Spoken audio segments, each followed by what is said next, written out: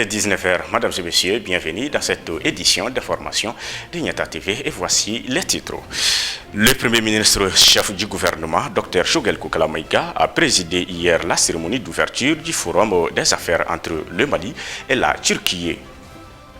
La cérémonie de signature du protocole de collaboration entre l'Agence nationale de la Grande Muraille Verte et la Fondation Bali, c'était sous la présidence du ministre de l'Environnement, de l'Assainissement et du Développement durable. Au Sénégal, l'opposant Ousmane Sonko défie l'invalidation de sa candidature.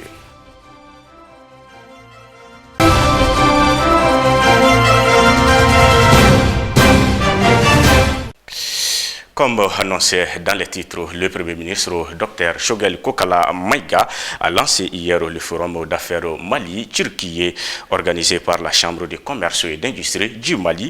Ce partenariat fructueux permettra de booster les relations de coopération entre les deux pays en mettant en avant l'évolution des relations commerciales. L'objectif est de porter le taux des échanges commerciaux entre les deux pays en environ 111 milliards de francs CFA, suivant le reportage signé Aïssata Maïga et Salif Niari.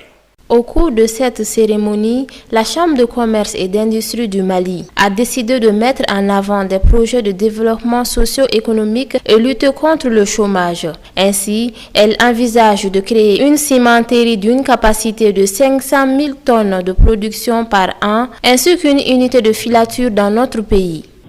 Mesdames et messieurs, chers opérateurs économiques, les échanges doivent permettre d'évoquer les questions de réalisation des grands projets de développement socio-économique et de promouvoir des PME, PMI, de consolider des processus d'industrialisation dans notre économie, afin de pouvoir le maximum d'emplois pour la jeunesse de notre pays.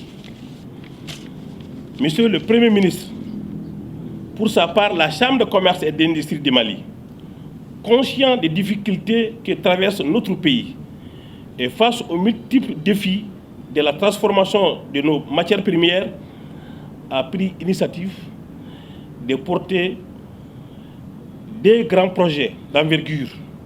Il s'agit d'une cimenterie d'une capacité de 500 000 à 1 million de tonnes de production par an et d'une unité de filature de transformation de 10% du coton produit par notre pays.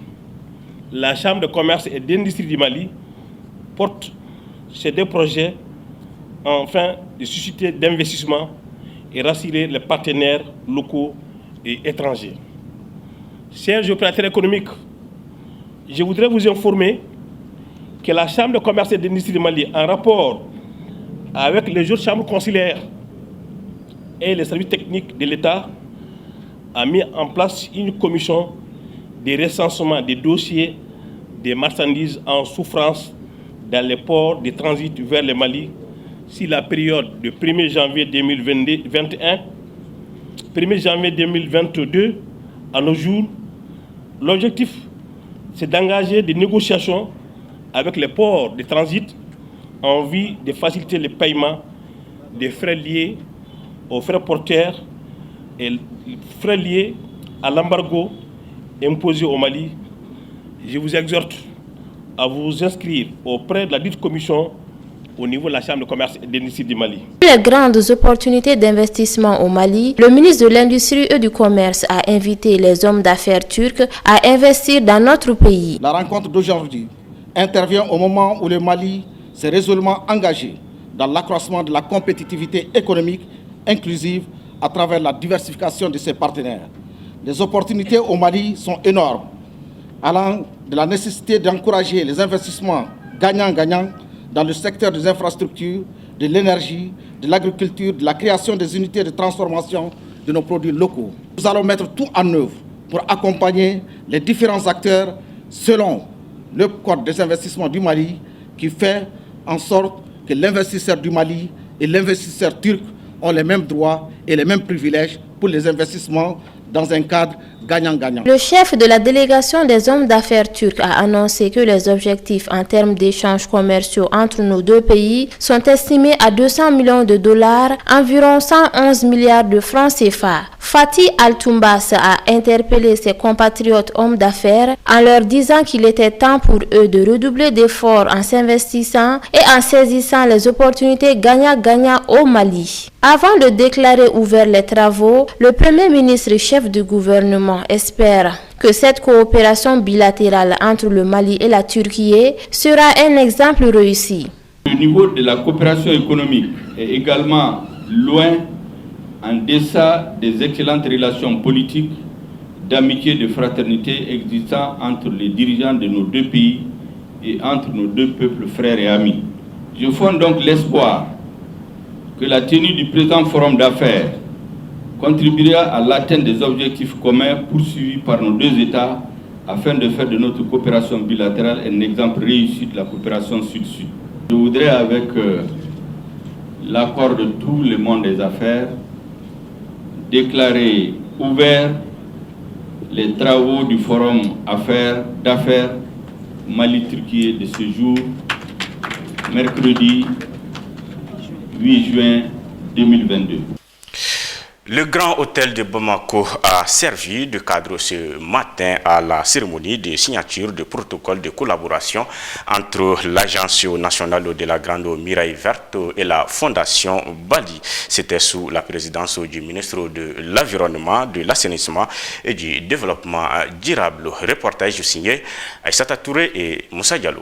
Cette signature de protocole de collaboration s'inscrit dans le cadre de la quinzaine de l'environnement. Selon le directeur de l'Agence nationale de la Grande Muraille Verte, cette proposition a été favorablement accueillie par son département. Pour qui connaît aujourd'hui la famille Bali, c'est une famille quand même qui œuvre beaucoup, non seulement pour les autres aspects de développement socio-économique de notre pays, mais ils veulent également s'investir maintenant dans l'environnement. Donc quand ils nous ont approchés, on n'a pas hésité un seul instant, puisque nous, dans notre démarche, dans notre philosophie, cette société civile, les collectivités territoriales, les acteurs étatiques, les partenaires techniques et financiers doivent être impliqués dans la mise en œuvre de l'initiative Grande Muraille Verte. Donc nous avons vraiment bien accueilli cette proposition, nous l'avons accueilli favorablement et nous l'avons essayé de concrétiser à travers la signature de ces protocoles-là ce matin qui vont lier désormais l'Agence nationale de la Grande Muraille Verte à cette belle famille vraiment qui œuvre pour le développement socio-économique mais pour la protection de notre environnement à travers l'amélioration de la couverture forestière. Il estime qu'il y a beaucoup à gagner dans ces partenariats. Ce partenariat il est extrêmement important. Je le disais tantôt, quand on veut demander aux autres de venir nous aider à prendre notre taureau, il faut commencer soi-même. Puisque dans cet ambitieux projet qu'ils veulent initier avec nous, il y a quand même une activité phare, un projet qu'ils ont appelé un élève, un arbre. Donc si chaque élève arrivait à planter un arbre, l'entretenir, au bout d'un an on a 15 millions d'arbres. Donc c'est cet objectif qu'on s'est fixé. Mais ils ont des idées, puisque c'est des gens qui ont quand même des partenaires extérieurs. Et la société civile, ils peuvent nous aider vraiment à faire impliquer d'autres acteurs qui vont imiter cet aspect. Le président de la Fondation Bali, quant à lui, pense qu'il est important de s'entraider, d'où cette collaboration. Nous sommes une association à but non lucratif. Nous pensons qu'il est du devoir de tout homme, à un moment de sa vie, d'essayer d'aider l'autre. Nous essayons de planter des millions d'arbres dans le cadre de cette muraille et en dehors de cette muraille, parce qu'on va le faire à Bamako, aussi bien à Koutiala, à Sikasso, à Nara, qui ne sont pas dans l'aire géographique de la Grande Muraille Verte. Et ça serait des millions et nous n'allons pas rencontrer toutes ces personnes qui profiteront peut-être un jour de l'ombre de ces arbres. Donc nous le faisons parce qu'il faut faire quelque chose pour l'autre.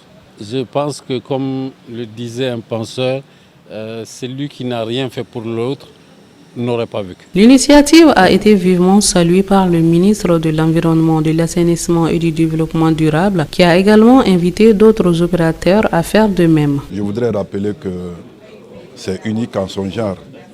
La cérémonie que nous venons de célébrer tout à l'heure est trouvée au Mali un opérateur économique. Je voudrais parler de M. Bali, connu dans l'hôtellerie et dans la sécurité alimentaire, qui veut aujourd'hui s'impliquer dans le développement durable et à travers un programme dans la Grande Muraille Verte. Et je voudrais, au nom du gouvernement et au nom de la transition, remercier ces patriotes. C'est ma première fois que je célèbre un privé dans le développement durable, mais aussi dans l'environnement.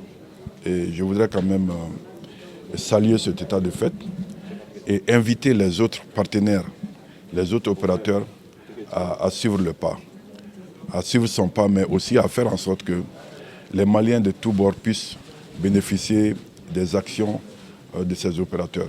La communauté économique des États de l'Afrique de l'Ouest, CEDEAO, a regretté le décret émis par le président de la transition au Mali, le colonel Assimi Goïta, prolongeant la durée de la transition de 24 mois à compter du 26 mars 2022, tout en prenant acte de la signature du dit décret, a annoncé l'organisation dans un communiqué.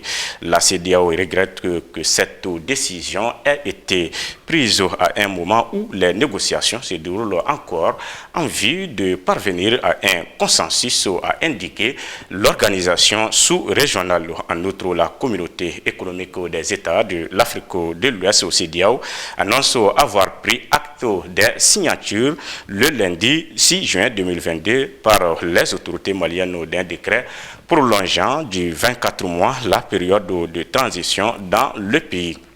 Cependant, le médiateur de la CEDEAO poursuivra les échanges avec les autorités du Mali en vue de parvenir à un chronogramme mutuellement acceptable de transition permettant d'assurer un soutien de la CEDEAO, indique la même source.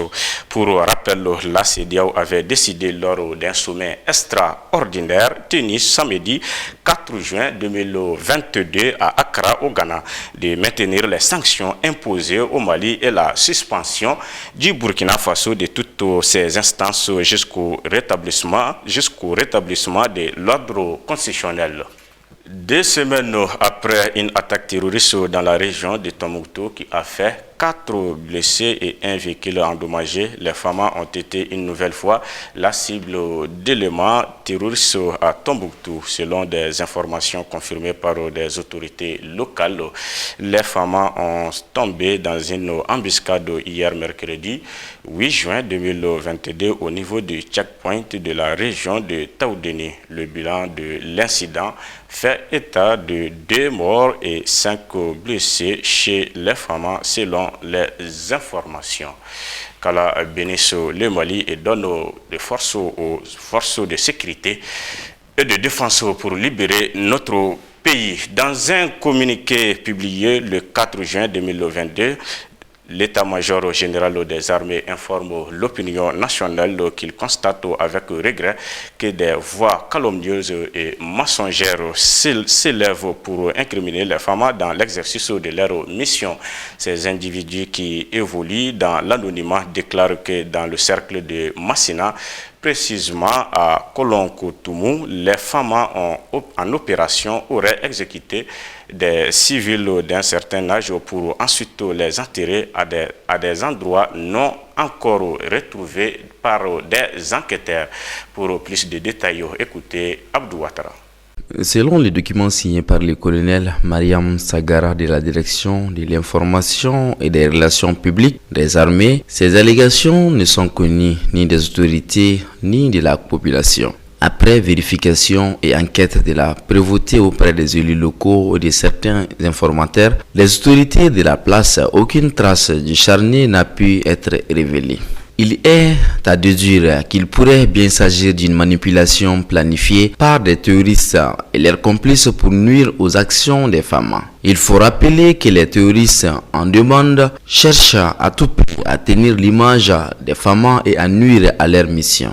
Lit-on dans les communiqués. L'état-major général précise qu'il demeure intransigeant sur la protection des populations et de leurs biens par les troupes dans le strict respect de la règle du droit. En tout état de cause, une enquête a été ordonnée conformément au respect du principe d'ouverture systématiquement d'enquête à chaque fois que des allégations sont portées contre les FAMA.